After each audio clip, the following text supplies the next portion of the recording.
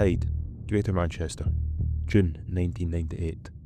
Kathleen Grundy is 81 years old, a former mayor of Hyde, well liked, bright, sharp, and in unusually good health for her age.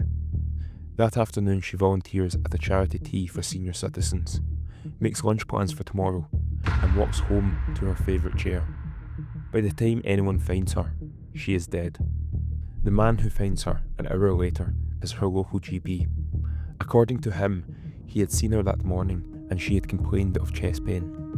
The death certificate, which he signs personally, lists the cause as old age.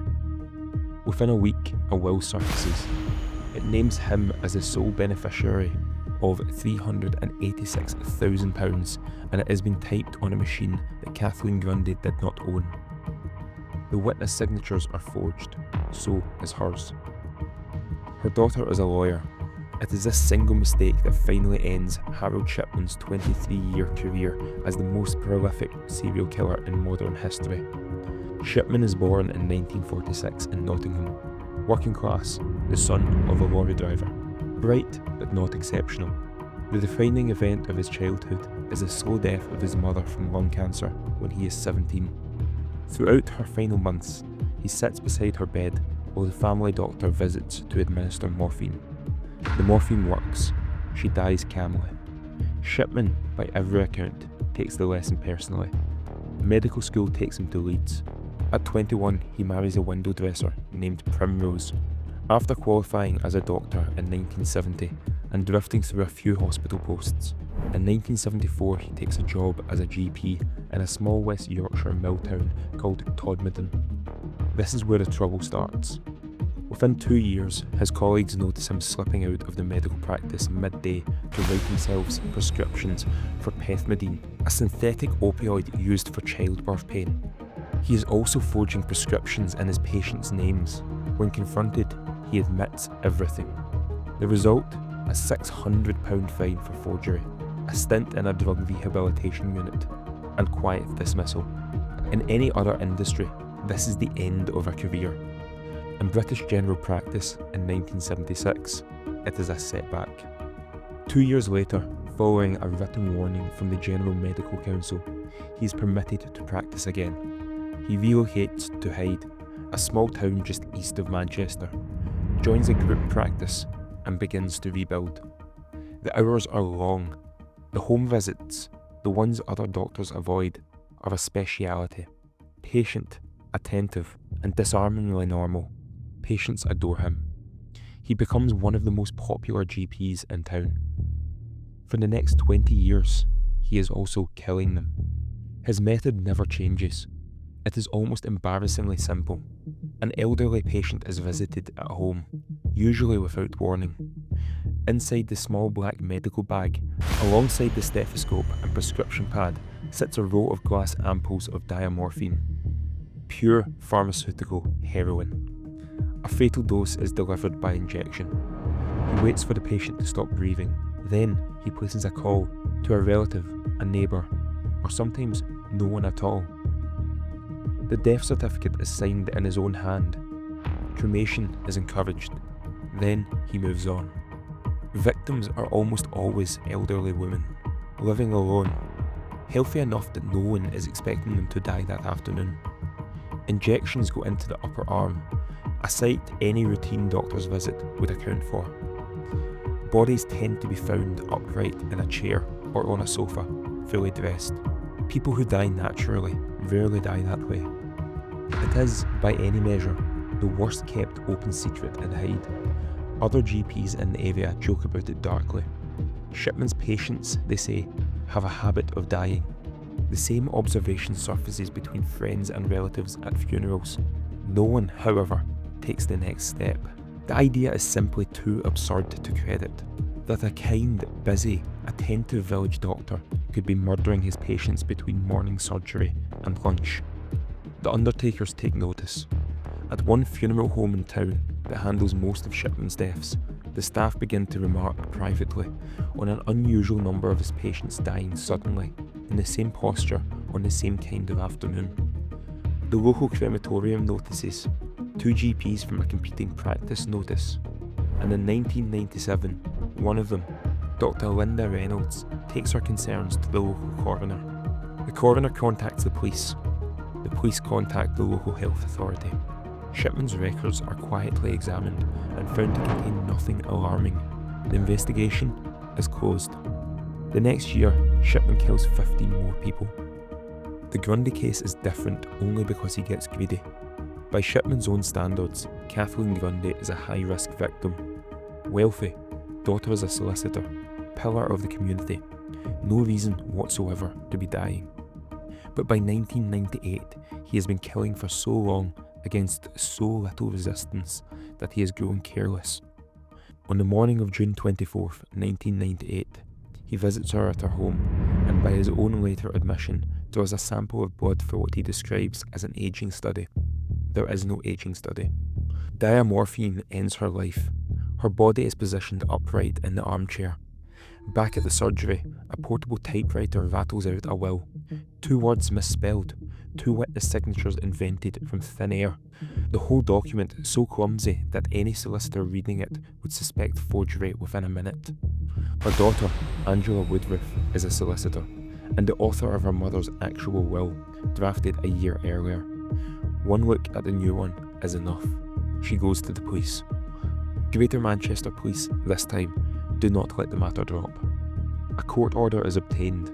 Kathleen Grundy's body is exhumed and tissue samples sent to a forensic toxicology lab. They come back saturated with diamorphine, concentrations consistent with a fatal injection in the hours before death. Shipman's surgery is searched. Inside, detectives recover the typewriter on which the forged will was produced. They also recover the medical files of Kathleen Grundy and dozens of other recently deceased patients, most of them altered. The alterations follow a consistent pattern. Symptoms inserted retroactively, medications backdated, just enough to make sudden death look medically plausible. The pattern, once they look for it, is impossible to miss. A list is drawn up of Shipman's deceased patients over the previous 5 years. The list is long. Families are interviewed, bodies are exhumed. Within months, hard evidence exists for 15 murders. In October 1999, the trial begins at Preston Crown Court. 15 counts of murder and 1 count of forgery. Prosecutors present medical records, toxicology, the typewriter, the altered files, and the testimony from relatives. Throughout, Shipman denies everything. Composed, articulate, he treats the proceedings as an embarrassing administrative error that any reasonable person should be able to see through. The jury deliberates for 6 days. On January 31st, 2000, the verdict comes back guilty on all 16 counts. The judge imposes 15 consecutive life terms and writes to the Home Secretary recommending he never be released. Shipman is 54 years old. The 15 convictions are not the full count. Following the trial, the British government commissions a public inquiry, chaired by High Court Judge Dame Janet Smith, to establish the actual scale of Shipman's killings. 4 years pass. Every death attributed to him is examined, from Todmorden in 1974 to Hyde in 1998. Thousands of relatives are interviewed, alongside medical records, exhumation records, prescription registers, and crematorium logs. The final conclusion? Shipman is responsible for at least 215 confirmed murders, with strong suspicions for 50 more. The total most likely sits between 250 and 260. The first killing, the inquiry concludes, dates to March 1975 in Todmorden, when Shipman was 28 years old, meaning he had already been killing patients for over a year by the time he was caught forging prescriptions.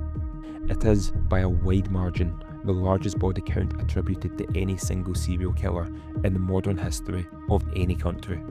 The inquiry also produces a long list of systematic failures. The General Medical Council in 1976 failed to flag the forgery convictions as career-ending.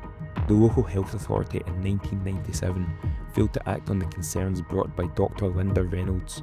The Home Office failed to detect that a single GP was prescribing diamorphine at rates more than 10 times higher than any other GP in the region.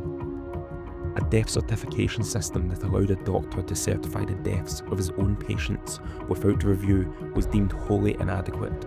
So was the crematorium system, which required only a second doctor's counter-signature and no actual second examination, a rubber stamp. Substantial reforms follow in how British GPs prescribe controlled drugs and how deaths are certified, passed in the years immediately following the inquiry's report. Shipman never confesses to a single murder. After sentencing, he is moved to Wakefield Prison, where he spends the next 4 years denying every charge, refusing to discuss the killings with anyone, and writing letters home to his wife Primrose, insisting on his innocence. Primrose, who has attended every day of the trial, continues to believe him. Visits are weekly. To the press, she calls her husband the victim of a miscarriage of justice. On January 13, 2004, the day before his 58th birthday, Shipman ties bedsheets to the window bars of his cell and hangs himself. Several theories exist as to why. The most widely accepted is financial. Had Shipman lived to see his 58th birthday, his National Health Service pension would have been forfeit. Dying the day before secured the full pension benefit for Primrose, which she duly collected. Whether the act was devotion or one final piece of calculation is something only Shipman will ever know. The note he left his wife is brief. It expresses love. It mentions neither the murders nor the patients. There is no admission, no remorse, no reflection. Primrose Shipman is still alive. She lives in Wales. She's not given a substantive public interview in over a decade. According to friends, she still does not believe her husband killed anyone. The town of Hyde does not commemorate the dead. The surgery on Market Street has been demolished. The records are sealed.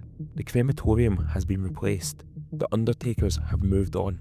Families of the victims, when interviewed at all, mostly say they are tired of being interviewed. Many of them remember Shipman fondly, even now. Kind, gentle, the doctor who came when no one else would. What remains is the number, 250 people, almost all of them elderly women, killed in their own homes by their own doctor across 23 years. The first died in 1975, the last in 1998. For nearly a quarter of a century, an ordinary GP walked into the houses of the people who trusted him the most, sat down beside them, opened a small black bag, and ended their lives, one at a time. Nobody noticed, or rather, the people who noticed could not get anyone to listen.